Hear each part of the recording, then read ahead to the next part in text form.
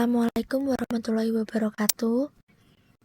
Pada kali ini kami akan membahas materi tentang asumsi klasik regresi linear berganda. Regresi linear berganda adalah model regresi linear dengan melibatkan lebih dari satu variabel bebas atau prediktor. Dalam bahasa Inggris, istilah ini disebut dengan multiple linear regression. Pada dasarnya, regresi linear berganda adalah model prediksi atau peramal dengan menggunakan data berskala atau rasio, serta terdapat lebih dari satu prediktor. Skala yang dimaksud di atas adalah pada semua variabel, terutama variabel terikat. Pada regresi linear tidak menutup kemungkinan digunakannya data dummy pada variabel bebas, yaitu pada regresi linear dengan dummy. Dikatakan regresi linear berganda jika jumlah variabel bebas atau variabel prediktor lebih dari satu. Model regresi linear berganda dilukiskan dengan persamaan sebagai berikut. Dengan keterangan yaitu Y dengan variabel terikat atau variabel respon, X variabel bebas atau variabel prediktor, A konstanta, B atau koefisien estimate. Asumsi klasik regresi linear berganda. Regresi linear juga mempunyai syarat atau asumsi klasik yang harus terpenuhi agar model prediksi yang dihasilkan nantinya bersifat BLEU, Bayes Linear Unbiased Estimate. Asumsi klasik pada regresi linear berganda antara lain data interval atau rasio, linearitas, normalitas pada residual, non-outlier atau tanpa adanya data pencilan atau bisa disebut data ekstrim, lalu homoskedastis atau non-heteroskedastisitas, dan non-multikolinearitas, dan juga non-autokorelasi. Selanjutnya, berikut merupakan contoh asumsi klasik linear berganda. Analisis regresi linear berganda menggunakan SPSS. Sebelumnya, analisis regresi berganda bertujuan untuk mengetahui ada atau tidaknya pengaruh variabel independen terhadap variabel dependen. Macam-macam analisis regresi linear berganda, salah satunya yaitu analisis regresi linear berganda. Regresi berganda digunakan saat jumlah variabel independen minimal 2 variabel. Syarat yang harus terpenuhi sebelum melakukan analisis tersebut diantaranya lolos uji normalitas. Sedangkan skala yang digunakan dalam regresi berganda yaitu interval atau rasionya, terutama variabel pada dependen. Di sini kita menggunakan IBM SPSS versi 32. Nah, untuk melakukan analisis, kita perlu memilih menu analis, memindahkan juga variabel X1 dan X5 ke kolom independen, kemudian klik OK. Setelah muncul output dari SPSS tersebut, untuk interpretasi dari output regresi berganda, kita hanya fokus pada file PDF, seperti pada contoh. Ini adalah interpretasi output uji regresi linear berganda. Analisis output SPSS regresi berganda yaitu 1. Tabel model summary yang berfungsi untuk menunjukkan uji koefisien determinasi.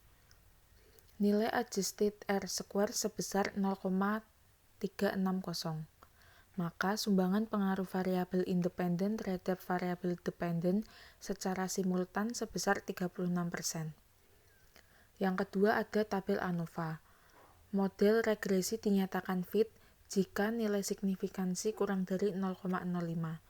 Diketahui nilai signifikansi sebesar 0,000 atau kurang dari 0,05, maka berkesimpulan bahwa variabel independen berpengaruh signifikan secara simultan atau bersama-sama terhadap variabel dependen.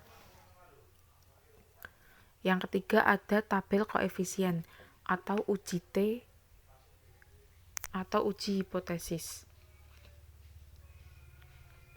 Jika nilai signifikansi kurang dari 0,05, maka berkesimpulan ada pengaruh secara signifikan. Dan jika nilai signifikansi tepat di angka 0,05, maka untuk mengetahui ada atau tidaknya pengaruh variabel independen terhadap variabel dependen, bisa menggunakan perbandingan T hitung dengan T tabel. Yang keempat ada analisis uji T atau uji hipotesis. Nilai signifikansi variabel X1 sebesar 0,003 atau kurang dari 0,05. Maka variabel X1 berpengaruh signifikan terhadap variabel Y. Nilai signifikansi variabel X2 sebesar 0,023 kurang dari 0,05. Maka variabel X2 berpengaruh signifikan terhadap variabel Y. Nilai signifikansi variabel X3 sebesar 0,0238 atau lebih dari 0,05. Maka variabel X3 tidak berpengaruh signifikan terhadap variabel Y. Nilai signifikansi variabel X4 sebesar 0,025, yaitu kurang dari 0,05. Maka variabel X4 berpengaruh signifikan terhadap variabel Y. Nilai signifikansi X5 sebesar 0,237 atau lebih dari 0,05. Maka variabel X5 tidak berpengaruh terhadap variabel Y. Selanjutnya, kita dapat menganalisis persamaan regresi berganda. Yang pertama yaitu dari persamaan regresi yang diperoleh dari perhitungan tersebut. Saya akan bacakan 4,737 dari nilai konstanta yang diperoleh ditambah 0,080 X1 dari nilai koefisien regresi variabel X1 dikurangi 0,201 dari X2 yaitu nilai koefisien regresi variabel X2 dikurangi 0,002 X3 yaitu nilai koefisien regresi variabel X2 ditambah 0,298 X4 yaitu dari nilai koefisien regresi variabel X4 dan ditambah 0,260 X5 yaitu nilai koefisien regresi variabel X5. Yaitu yang pertama, nilai konstanta yang diperoleh sebesar 4,737 maka bisa diartikan jika variabel independen bernilai 0 atau konstan maka variabel dependen bernilai 4,737. Yang kedua, yaitu nilai koefisien regresi variabel X1 bernilai positif sebesar 0,080, maka bisa diartikan bahwa variabel X1 meningkat, maka variabel Y juga akan meningkat, begitu juga sebaliknya. Yang ketiga, nilai koefisien regresi variabel X2 bernilai negatif sebesar minus 0,201, maka bisa diartikan bahwa jika variabel X2 meningkat, maka variabel Y akan menurun, begitu juga sebaliknya. Lalu yang keempat yaitu nilai koefisien regresi variabel X3 bernilai negatif sebesar minus 0,002, maka bisa diartikan bahwa jika variabel X3 meningkat, maka variabel Y akan menurun, begitu juga sebaliknya.